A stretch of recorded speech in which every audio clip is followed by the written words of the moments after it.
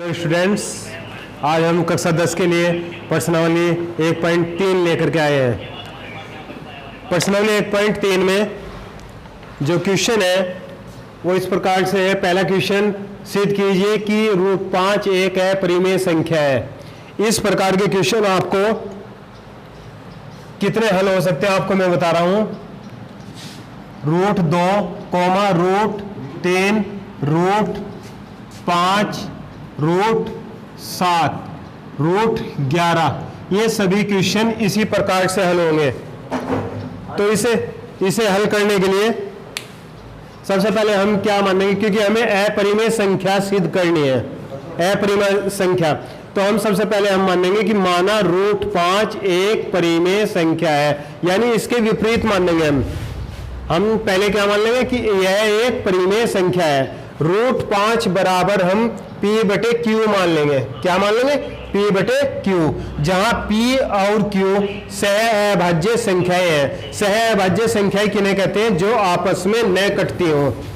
जैसे 7/5, 7/5 या 3/5, ये आपस में नहीं कट सकती, तो ये क्या है? सह अभाज्य संख्याएं। तो हम ये यहाँ पे √5 बराबर P/Q के रूप में लिख लेंगे। उसके बाद हम दोनों पक्षों का क्या करेंगे? वर्ग। दोनों पक्षों का वर्ग करने पर, दोनों पक्षों का वर्ग करेंगे तो √5 का वर्ग क्या आएगा? 5, ये रूट हट जाएगा और इधर P/Q यानी दोनों का वर्ग आएगा P² अपॉन Q का स्क्वायर। इसके बाद हम Q² की गुणा इधर कर देंगे, बल्ज गुणा करने पर हमारे पास क्या आएगा? 5 गुणा Q² बराबर P²। अब हमने इसमें इस प्रश्नावली में आधारभूत प्रमेय से ये उसमें लिखा हुआ है, किताब में आप देख लेना। 5 P², जो 5 के बराबर में P² है, 5 P² का गुणनखंड है। अतः 5 P का भी गुणनखंड होगा या P का भी गुणनखंड है। पुनः P बराबर, यहां पर P बराबर हम क्या रखेंगे? 5C या 5R, क्योंकि जो संख्या यहां पर होगी, अगर 2 है तो हम यहां पे P बराबर 2 रखेंगे, 3 है तो 3 रखेंगे, 5 है तो 5 रखेंगे, 7 है तो 7 रखेंगे। P बराबर 5R रखने पर अब हमारे पास 5 गुणा Q² बराबर P²। इस P² की जगह हम क्या रखेंगे? 5R। 5R का वर्ग, 5Q² बराबर 5 का वर्ग होगा 25 और R²। 5 से इसको हम डिवाइड कर देंगे। डिवाइड करने पर हमारे पास आएगा Q² बराबर 5R²। वही कंडीशन जो पहले यहाँ पे कंडीशन थी, वही कंडीशन हम यहाँ पर अप्लाई करेंगे। 5 Q² का गुणनखंड है, अतः 5 Q का भी गुणनखंड है। अब हमें यहाँ पे एक बात ज्ञात होती है कि 5 P का भी गुणनखंड है और Q का भी, इसलिए 5 दोनों का क्या है? गुणनखंड। जबकि हमने पहले ही मान लिया था कि P और Q क्या है? अभाज्य। इनमें कोई भी उभयनिष्ठ गुणनखंड नहीं होगा। तो यहाँ पर हमारी बात क्या होती है? असत्य। तो हमारी बात यहाँ पे क्या हुई? असत्य। तो इसलिए जो है हम क्या कहेंगे कि √5 एक अपरिमेय संख्या है। यही हमें सिद्ध करना था। इसी प्रकार आप जितने भी क्वेश्चन इस प्रकार के होंगे वे इस तरीके से हल होंगे। इस क्वेश्चन के बाद जो है मैं नेक्स्ट क्वेश्चन आपको जो है करा रहा हूं, प्रश्न नंबर इसी प्रश्नावली का 2।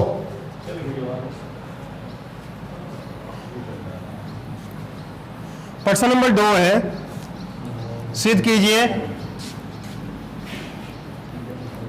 कि 3 + 2 √5 एक अपरिमेय संख्या है। प्रश्न नंबर 2।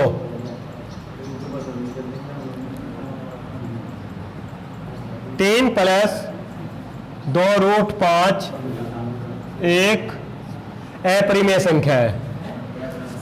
कंडीशन वही है, माना सबसे पहले हम इसके विपरीत मानेंगे कि 3 + 2 √5 एक परिमेय संख्या है। परिमेय संख्या है। तब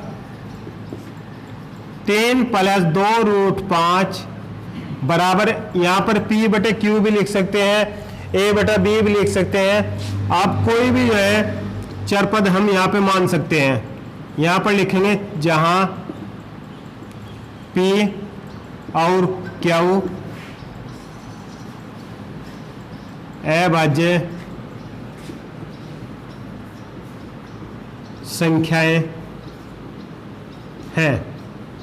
अभाज्य संख्या आपको मैंने पहले बता दी 3/5। 3/5 क्या है? एक परिमेय संख्या। आप इसमें कुछ भी लिख सकते हैं, अगर 2 भी लिखेंगे तो भी यह एक परिमेय संख्या है, क्योंकि इसके बटे 1 कर लेंगे हम। तो ये बात समझने वाली है कि P और Q क्या है? एक परिमेय संख्या। ओह सॉरी, यहां पर A और B माना है हमने। तो अब हम क्या करेंगे? 3 + 2√5 बराबर A बटा B, और हम 3 को इधर ले जाएंगे, पक्षांतरण करेंगे। 2√5 बराबर A बटा B -3। ये 2 कहाँ पे जाएगा? बटे में। √5 बराबर A बटा 2B -3/2। अब हम यहाँ पे देखते हैं कि A और B, A बटे B क्या है? एक परिमेय संख्या। अगर इसके गुणांक में जो है 2 रखेंगे तो ये भी क्या होगी? एक परिमेय संख्या। और 3/2 ऑलरेडी क्या है? पहली परिमेय संख्या। तो एक परिमेय संख्या में से दूसरी परिमेय संख्या घटाने पर हमें क्या प्राप्त होती है? एक परिमेय संख्या। तो यानी ये जो है पूरा एक जो है क्या हो जाएगा? परिमेय संख्या। तो यहाँ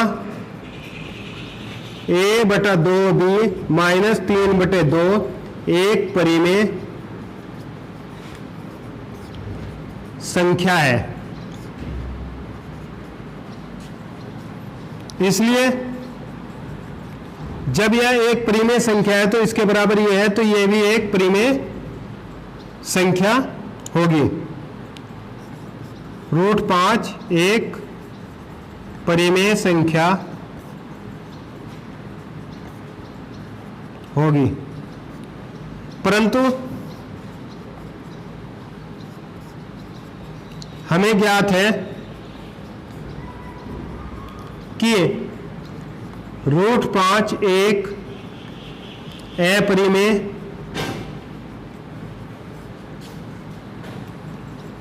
संख्या है। इसलिए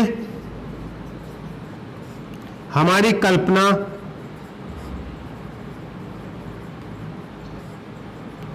असत्य है। तो इस प्रकार 3 + 2√5 एक अपरिमेय संख्या होगी।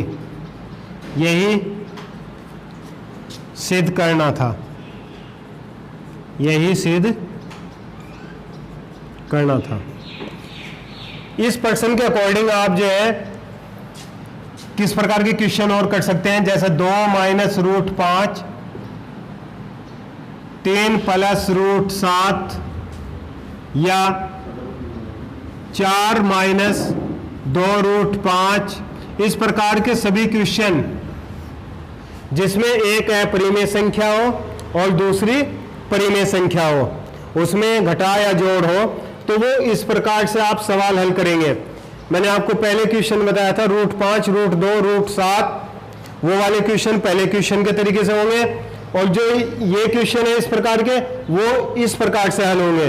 तो बच्चों ये ध्यान देना कि जो क्वेश्चन मैं बता रहा हूँ वो उसी प्रकार से होंगे, और आगे क्वेश्चन नेक्स्ट वीडियो में हम बताएंगे।